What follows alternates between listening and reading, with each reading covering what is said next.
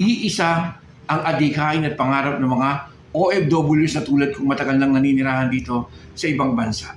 Ang makabalik sa Pilipinas for good. Makasama mga kaibigan, lalo-lalo mga kapamilya, mga kapatid, mga iba pang mahal sa buhay. Lugar na kinalakihan, mga pagkain kinasasabikan. Subalit, merong hadlang. Dahil dito, sa lugar namin, sa ibang bansa, libre lahat ang medical system, ang healthcare system. Libre ang doktor, libre ang ospital, libre ang gamot, libre ang analysis, libre lahat. Wala kang iintindihin. Samantalang sa Pilipinas, kapag wala kang pera, mamamatay ka ng dilat. At dahil mahirap ka, wala kang pambayad sa analysis, wala kang pambayad sa doktor, etc., etc., iisa lang ang solusyon mo dahil hirap ka. Lalapit ka kay congressman, lalapit ka kay senator, lalapit ka kay mayor at sa iba pang mga hinayupak na politiko. Ha? Pipila ka, bibigyan ka nila ng guaranteed letter or cash, pambayad sa hospital, pambayad sa pambili ng maintenance at saka gamot mo, pampa-x-ray kung ano-ano pa. At sa ibinigay nilang ito, tutumbasan mo naman ito ng utang na loob. Ha? Mapipilit kang iboto sila sa napakahabang panahon. Hanggang sa mga susunod pang henerasyon ng pamilya nila, tutumbasan mo ito ng malagintong boto para sa kanila.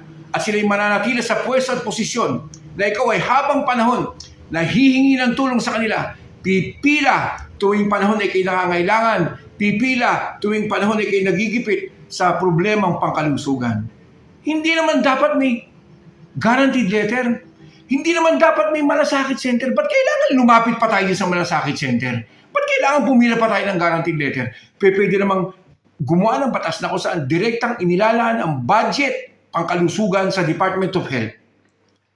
Hindi natin kailangan magmakaawa. Hindi natin kailangan pumilang para mga pulubi sa kanila na katumbas ay ang ating mga boto para manatili sila sa posisyon at sa pwesto.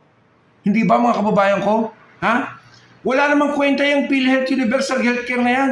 Dahil hindi rin naman yan nasusustain yung mga pangangailangan natin pangkalusugan, problema at isyong pangkalusugan. Kaya alam ko na kapit patalim ang halos 90% ng populasyon ng ating bansa. Kapit patalim, lumalapit sa mga buhayang politikong ito. Sige, lumapit tayo.